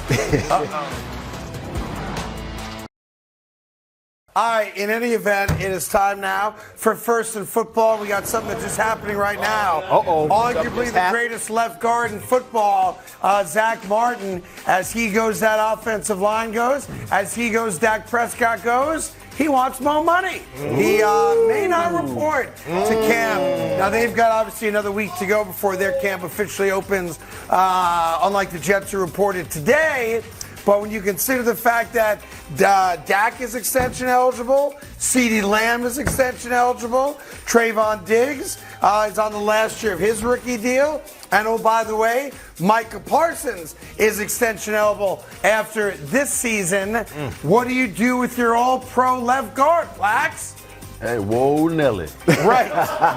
You signed him. Hey, listen, if Zack Martin decides to hold out and not report a training camp, those are the problems that you don't want if you Jerry Jones. Based off of all those guys that are coming up for contracts, yeah, he's definitely one of the best left guards in football. No doubt about that. And if he feels he's underpaid, he doesn't report, we got some problems. And on top of that, if Dak will throw more than 15 interceptions. If Zack Martin holds out, he will throw more than he threw last year. Wow. We're in 20. You have 25. You have no more. 30. You don't have the protection. 35. It's going to be a lot of picks. Oh, man. I can tell you that. Yes. I can tell you that. So that's the latest right now. Again, it's a story in that he has acknowledged publicly it's a consideration. We got another week to go before we find out what he does. And to be fair, he's at such a level talent-wise. Even if he missed a week or two, not a big deal. But you can't. Week before training camp. You can't have that guy disgruntled or not playing. He is the anchor of that offensive line, which means Tony Pollard and, of course, Dak Prescott, because he helps protect Dak's blind side out in Dallas. So interesting what's going on there in Dallas. Second in football, Mr. Patrick Mahomes is looking for a little motivation. So where does he look? He looks all the way back to the 2003-2004 New England Patriots as motivation because they're the last team to do something special that he has a chance to do. What is it, Patrick Mahomes? There hasn't been a team that go back-to-back since the Patriots in, I think, 03, 04. So everybody's motivated by that. I mean, you should be motivated every year in the league. It shouldn't matter what the last year was. I mean, you should be motivated to do it again. When you have that parade, when you go through the offseason that I've been through, you want to do it again. Yeah, and that's their goal there. But it's amazing for all the talk of dynasty this and dynasty that. It has now been 20 years since the team repeated as Super Bowl champion. And Kansas City would be the first since the Tom Brady New England Patriots did it back in 2003, 2004. Yeah, I don't think Patrick Mahomes needs to look at the Patriots 20 years ago for motivation. They definitely have the team to go back-to-back. Yep. It's just weird. It's always weird to me for all these guys that have changed franchises that Kansas City, very similar to New England, doesn't really get involved all that much, right? It's like, hey, we got Patrick Mahomes. We'll figure it out. We'll go find someone. And Patrick Mahomes is going to make that guy a rock star. Now, the two guys, obviously, you look for in Kansas City this year, Sky Moore, who got benched for a couple weeks as their punt returner, who had a good Super Bowl, had a touchdown, and Kadarius Toney, who we all acknowledge in his short career this far in the NFL, when he's on the field, which, because of his hamstring problems, is not as often as the Giants wanted, and I'm sure not as often as Kansas City would want it. That guy is a game changer. And Patrick Mahomes came out and said that Kadarius Toney could be one of the best wide receivers in the NFL. I buy it. And it just goes to show it matters where you go and where you end up and what system. Yeah, he never listened. The Giants cut bait with him because they brought a new regime in that didn't draft him. Right. And then the reality there was the dude's never on the field. Nobody ever questioned Kadarius Toney's ability as a football player because when we saw him, it was special. The problem was his hamstring was always bumped. bumped. You also have to be in the right system to really play to your potential. All that stuff goes hand in hand. I buy that. Right. And listen, going to Kansas City is a great place. Right. But for again, any wide receiver. But is he going to be on the field? Because they don't have big-name wide receivers on the Kansas City Chiefs until Mahomes makes them big names. I tell you this, Andy Reid is a very good offensive coach. He's a very good coach, period. You know, in Philadelphia, he was a very good coach. Here with Kansas City, he's a very good coach. So I trust him that he is going to have that team ready. He's going to have that team focused. Yep. You know, even though they have lack of depth with the wide receiver, I think that he still, with his talent and with his IQ, that he's going to make something happen with that team. Look, let's just say, I'm with you. All that's accurate. You're dead on with it. Kansas City's special. They are in a league by themselves. There's other teams nipping out their heels for sure. But here's the lock guarantee. Kansas City is going to be one of the best teams in football. But the fact of the matter is that they weren't special. And you have to tip your hat to Andy Reid because Alex Smith was the quarterback of that team. That's right. And he was the first pick in the NFL draft. And when Andy Reid cut Alex Smith and named Patrick Mahomes the starter, everybody thought Andy Reid was crazy. Yeah, everybody did. But we also didn't get to see him in practice. We didn't get to see him. Where he saw knew what he was looking at. Yep, no doubt about that. All right, now third in football for you right now.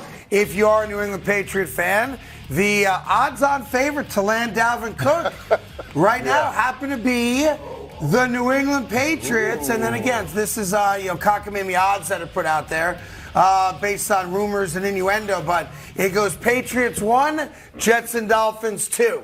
I did not ask yesterday about Dalvin Cook. That's my bad. I forgot to ask about Dalvin Cook becoming a Jet. But if I'm Dalvin Cook, and if the reports are accurate from his agent that he's got 4 or 5 legitimate offers on the table, it's very simple. If all those offers are within a reasonable amount of total money than all the other offers, I want to go, where do I have the best chance to win? Right? I've experienced playoffs a little bit in Minnesota, but not big-time success where I've been to a Super Bowl. I want to go to a place where I have a legitimate shot to win and be obviously a focal point of the offense. And whether that's the Jets, I know the Jets expect Breece Hall to be back and play early this year after the torn ACL, which I would question because we don't see guys normally come back that fast from torn ACLs. New England, of those 3 teams, if I'm Dalvin Cook, makes the least sense. They're farthest away. Whether you think the Jets are winning a Super Bowl or not, the argument cannot be made that New England's in a better spot than the Jets or Miami. And if he went to either one of those teams, I would say that's a smart move by Dalvin Cook. I mean, if I have a choice and I'm Dalvin Cook and both these teams offer me the same amount of money. Where would you go? If he goes to the New England Patriots, then that doesn't prove their stance in the AFC. Correct. They're still going to be the worst team in the division.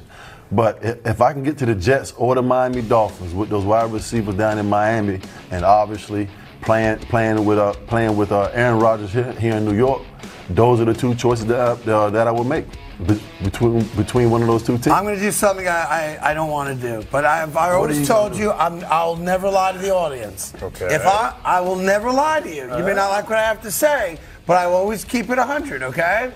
If I'm Dalvin Cook, and like you said, if the offers are the same or close enough where it ain't going to change my life one way or the other, I'd go to Miami. That's why I was about to say that. I'd go to Miami. I'd go to Miami too. Miami over your Jets. I would go to Miami. He'd take that team and put that team on his I back. think Dalvin Cook has, let's say, a 1,200-yard back, which is what he was last year, and 4 straight years over 1,000 yards, and he played every game last year. When I look at the Dolphin offense, the one thing I question is their ability to consistently run the ball. They've got they got the speed on the outside. They've got a good above-average tight end. Tua is a very accurate short ball thrower. All nonsense aside, if I can put a guy behind him that I can hand the ball off to 15 to 20 times a game and get me 1,300 yards, I'm a problem for everybody. That'll help Tua too.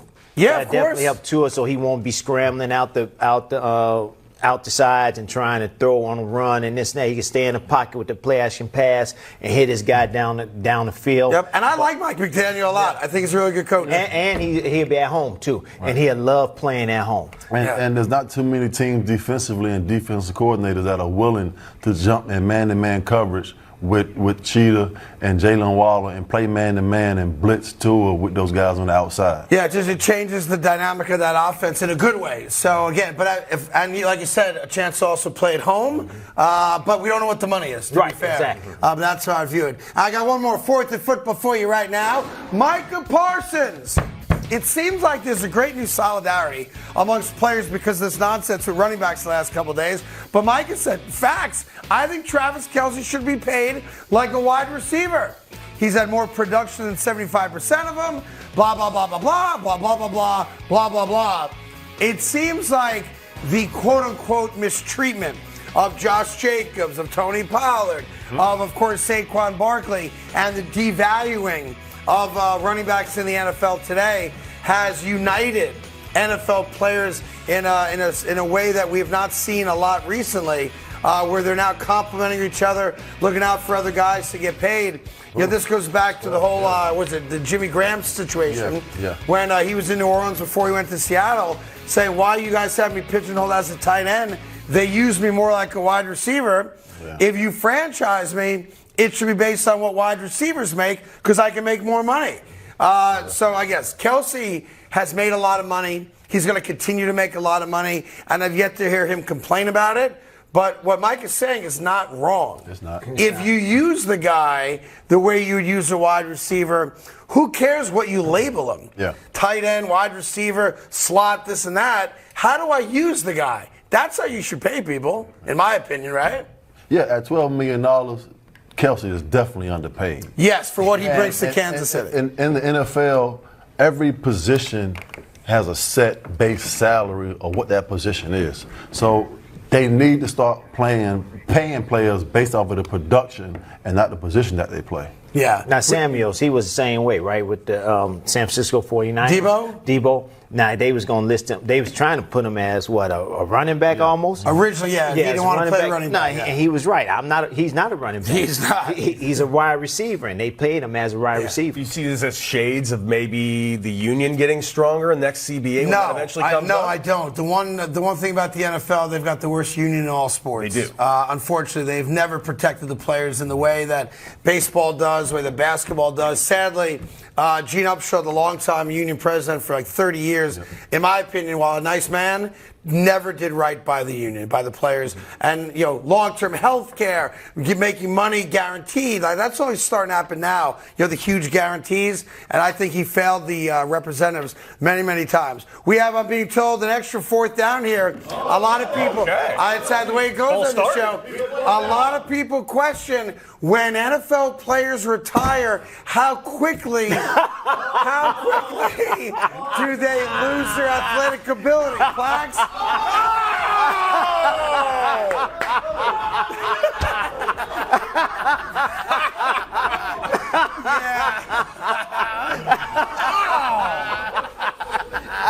I knew that was going to happen. Don't be mad at me. I didn't do it. I just knew it was going to happen. Also, Craig, point out one thing. Who's the one person that didn't try to help pick him up? The one person that didn't try and help. Timmy's got to pull the chair. No. Somebody pull my chair. I did not pull your chair. I was looking at you trying to get through the end. I was like, he's not going to make it. That is foul. That is foul. When he said, do we have it on camera? I knew it was going to be on. Who did me like that? That's why I don't sit.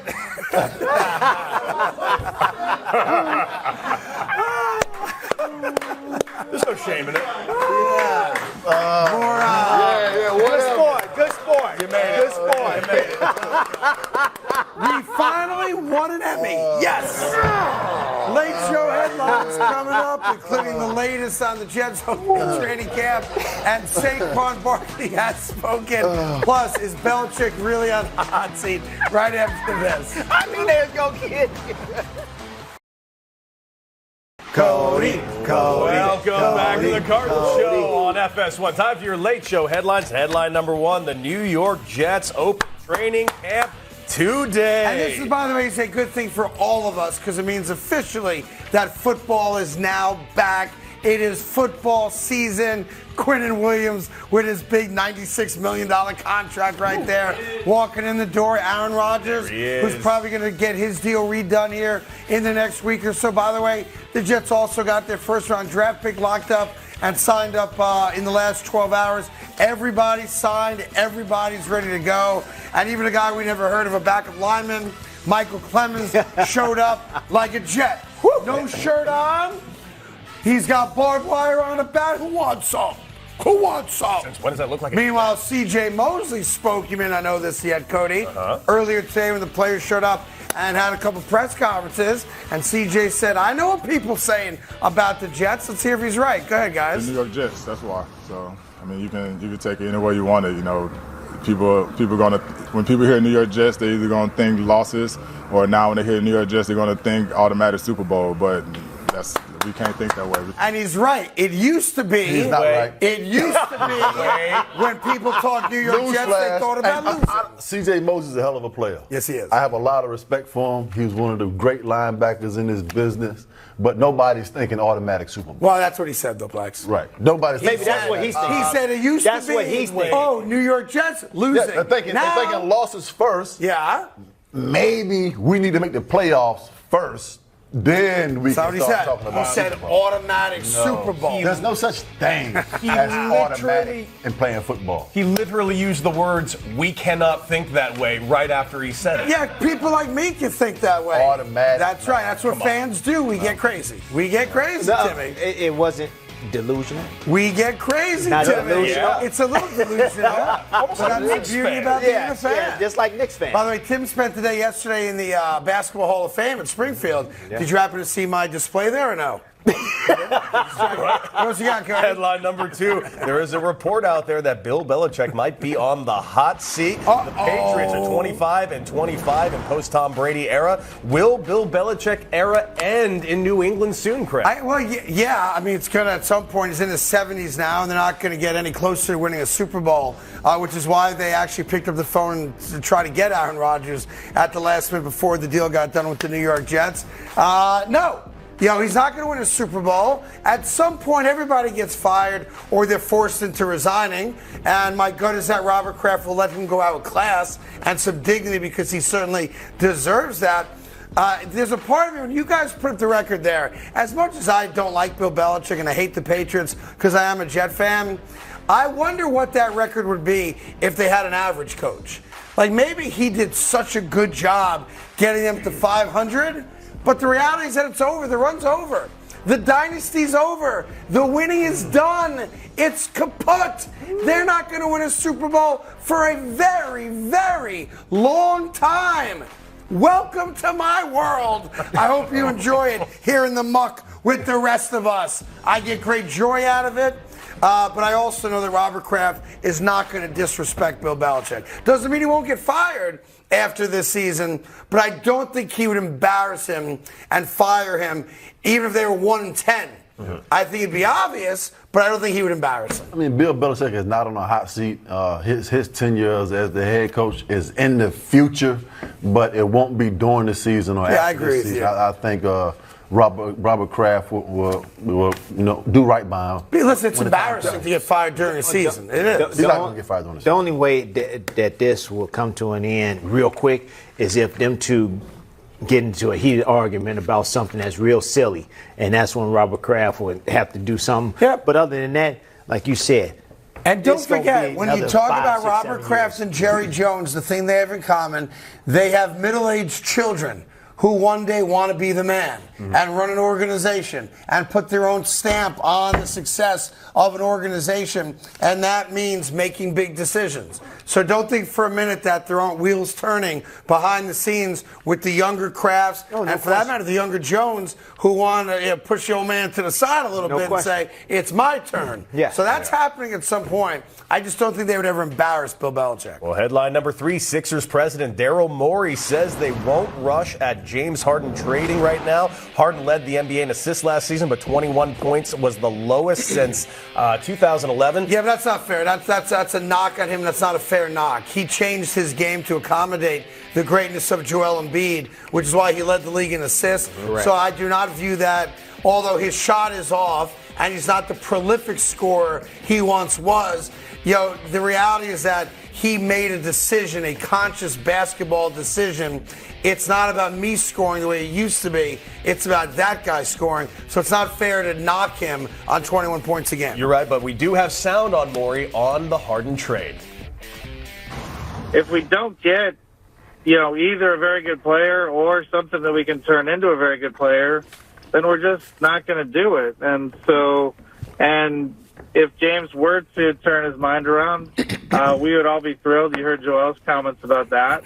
But at this moment, he does prefer to be traded, and we're attempting to honor that. Good. Send him to Portland. Get Dame Lillard. Call it a day. 2 unhappy guys for 2 franchises. Neither one of them are ever going to win a title anyway. And go ahead and make a trade, which I know won't happen. And that would give the Sixers a very small backcourt, which they don't want in the East. But, listen, what Daryl Morey's saying is right.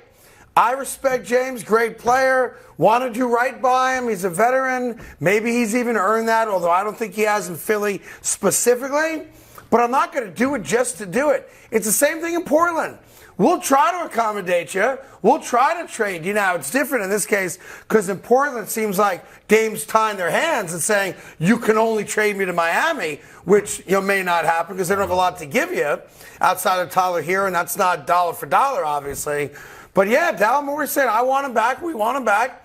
Hopefully in this offseason, he'll kind of come to his senses and recognize we have a really good thing here. He has a chance to make a run to an NBA final here. If not, I'll try to get value. But here's the rub. If I don't get value, we will expect you to be in a Sixers uniform on opening night because we're paying you to be. That's right. We expect you to be in a Sixers uniform opening night. If I don't trade you, and don't be disgruntled, be ready to play. And you're right about James Harden. He did change his game up to suit Embiid and to suit the rest of the guys around there. And I do think if he wanted to go back to being that prolific scorer, he can be that prolific scorer if he's in shape. You think ready so? To go. Even at this stage? Even in this stage, he can. I mean, a lot of people can't handle him now. When he gets going, we saw that in Game 4, Game 5, or Game 1 against Boston. Yeah, we saw that in Game 1. He dominated. And to be fair, the last couple of years of his career, he's played with guys that he can defer to. Yes. KD, obviously Kyrie, when he was healthy in Brooklyn, where James Harden didn't have to carry the load scoring. He doesn't have to carry the load scoring in Philadelphia. But you also have to remember, the players are the employees, right? They get paid a lot of money, all deserved because they have a special talent. But as much as a lot of NBA guys, it seems publicly they think like they're in charge, they're not. They're not. Right. And he's not. And it's showing that he's not. And Daryl Morey has shown this before. He's not new to this position, being a GM or president. He's been president a long time. And he's showing, like last couple of years ago with Ben Simmons, he waited until he got what he wanted. Yep.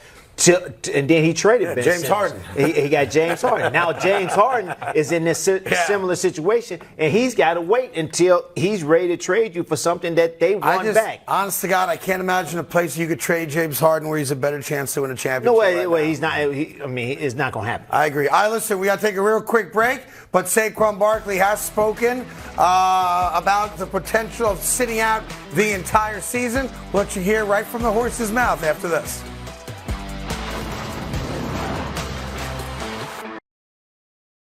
Cody Decker, Plaxico Burress, and Timmy Hardaway. Saquon Barkley spoke on a podcast that he recorded on July 11th, so almost a full week prior to the deadline for he and the Giants to get a deal done. But what he said was really, frankly, interesting, and that is he actually is now going to consider having to hold out. It's the only leverage he's got. Here's what he had to say out of his own mouth. Go ahead.